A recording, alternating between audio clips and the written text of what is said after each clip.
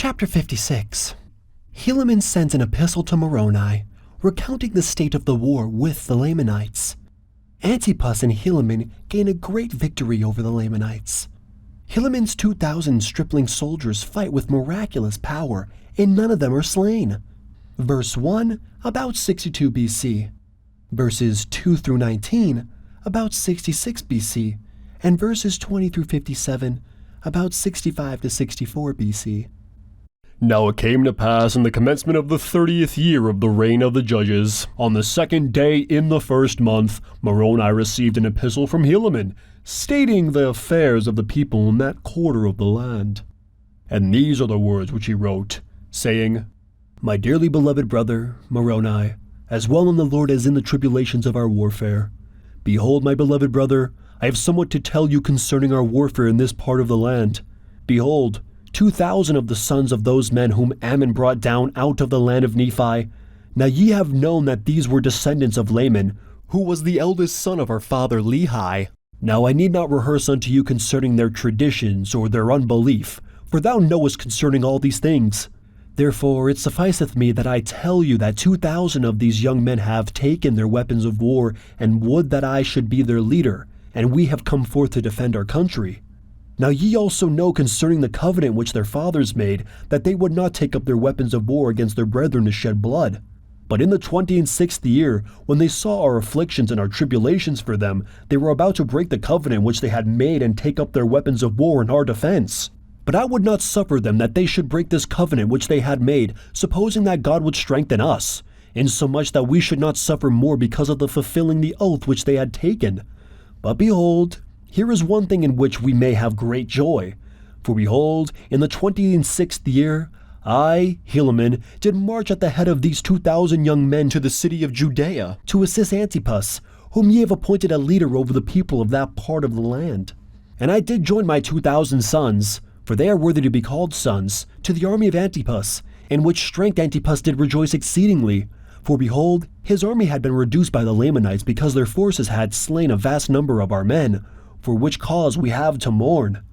Nevertheless, we may console ourselves in this point, that they have died in the cause of their country and of their God, yea, and they are happy.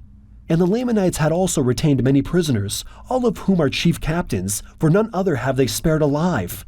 And we suppose that they are now at this time in the land of Nephi. It is so, if they are not slain. And now these are the cities of which the Lamanites have obtained possession by the shedding of blood of so many of our valiant men. The land of Manti, or the city of Manti, and the city of Zeezrom, and the city of Cumeni, and the city of Antipara. And these are the cities which they possessed when I arrived at the city of Judea, and I found Antipas and his men toiling with their might to fortify the city. Yea, and they were depressed in body as well as in spirit, for they had fought valiantly by day and toiled by night to maintain their cities, and thus they had suffered great afflictions of every kind. And now they were determined to conquer in this place or die. Therefore you may well suppose that this little force which I have brought with me, yea, those sons of mine, gave them great hopes and much joy. And now it came to pass that when the Lamanites saw that Antipas had received a greater strength to his army, they were compelled by the orders of Ammorin to not come against the city of Judea, or come against us, to battle. And thus we were favored of the Lord, for had they come upon us in our weakness, they might have perhaps destroyed our little army, but thus we were preserved. They were commanded by Ammorin to maintain those cities which they had taken. And thus ended the 26th year, and in the commencement of the 27th year, we had prepared our city and ourselves for defense. Now we were desirous that the Lamanites should come upon us, but we were not desirous to make an attack upon them in their strongholds. And it came to pass that we kept spies round about, to watch the movements of the Lamanites, that they might not pass us by night or by day, to make an attack upon our cities which were on the northward. For we knew in those cities they were not sufficiently strong to meet them. Therefore we were desirous, if they should pass by us, to fall upon them in their rear, and thus bring them up in the rear at the same time they were met in the front. We supposed that we could overpower them, but behold, we were disappointed in this, our desire. They durst not pass by us with their whole army, neither durst they with a part, lest they should not be sufficiently strong and they should fall. Neither durst they march down against the city of Zarahemla, neither durst they cross the head of Sidon over to the city of Nephihah. And thus with their forces they were determined to maintain those cities which they had taken. And now it came to pass in the 2nd month of this year, there was brought unto us many provisions from the fathers of those my 2,000 sons. And also there were sent 2,000 men unto us from the land of Zarahemla, and thus we were prepared with 10,000 men, and provisions for them, and also for their wives and their children. And the Lamanites, thus seeing our forces increase daily, and provisions arrive for our support, they began to be fearful, and began to sally forth, if it were possible to put an end to our receiving provisions and strength. Now when we saw that the Lamanites began to grow uneasy on this wise, we were desirous to bring a stratagem into effect upon them. Therefore Antipas ordered that I should march forth with my little sons to a neighboring city, as if we were carrying provisions to a neighboring city. And we were to march near the city of Antipara, as if we were going to the city beyond, in the borders by the seashore. And it came to pass that we did march forth, as if with our provisions, to go to that city. And it came to pass that Antipas did march forth with a part of his army, leaving the remainder to maintain the city. But we did not march forth until I had gone forth with my little army, and came to the city Antipara. And now in the city Antipara were stationed the strongest army of the Lamanites, yea, the most numerous. And it came to pass that when they had been informed by their spies, they came forth with their army and marched against us. And it came to pass that we did flee before them, northward, and thus we did lead away the most powerful army of the Lamanites, yea, even to a considerable distance, inasmuch that when they had saw the army of Antipas pursuing them with their might, they did not turn to the right nor to the left, but they pursued their march in a straight course after us. And, as we suppose, it was their intent to slay us before Antipas should overtake them, and this that they might not be surrounded by our people. And now Antipas, beholding our danger, did speed the march of his army. But behold, it was night, therefore they did not overtake us, neither did Antipas overtake them. Therefore we did camp for the night.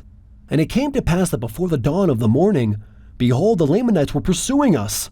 Now we were not sufficiently strong to contend with them. Yea, I would not suffer that my little son should fall into their hands. Therefore we did continue our march, and we took our march into the wilderness. Now they durst not turn to the right or to the left, lest they should be surrounded. Neither would I turn to the right nor to the left, lest they should overtake me, or we could not stand against them, but be slain, and they would make their escape. And thus we did flee all the day into the wilderness, even until it was dark. And it came to pass again, when the light of the morning came, we saw the Lamanites upon us, and we did flee before them. But it came to pass that they did not pursue us far before they halted, and it was in the morning of the 3rd day of the 7th month.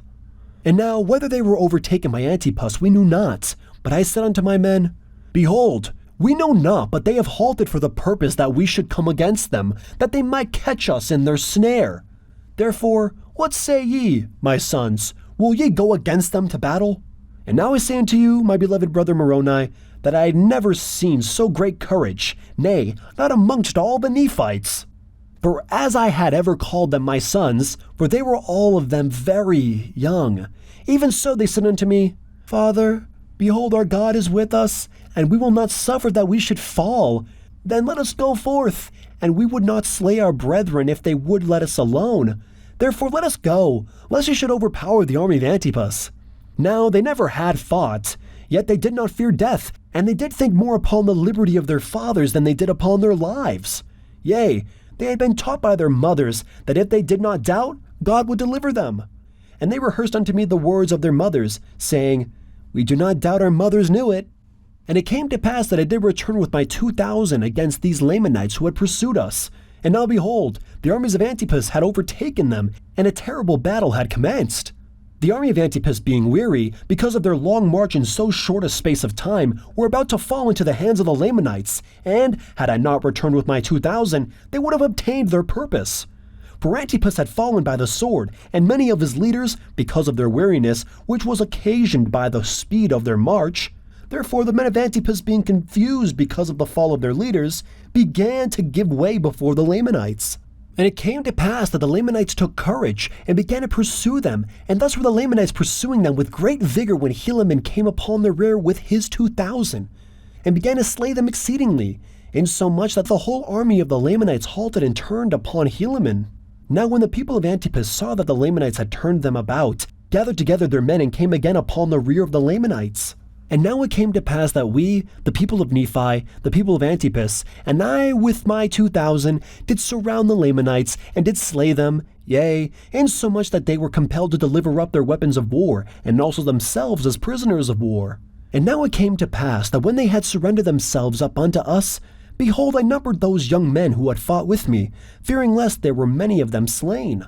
But behold, to my great joy, there had not one soul of them fallen to the earth. Yea, and they had fought as if with the strength of God. Yea, never were men known to have fought with such miraculous strength, and with such mighty power did they fall upon the Lamanites, that they did frighten them, and for this cause did the Lamanites deliver themselves up as prisoners of war. And as we had no place for our prisoners, that we could guard them to keep them from the armies of the Lamanites, therefore we sent them to the land of Zarahemla, and a part of those men who were not slain by Antipas, with them, and the remainder I took and joined them to my stripling Ammonites. And I took our march back to the city of Judea,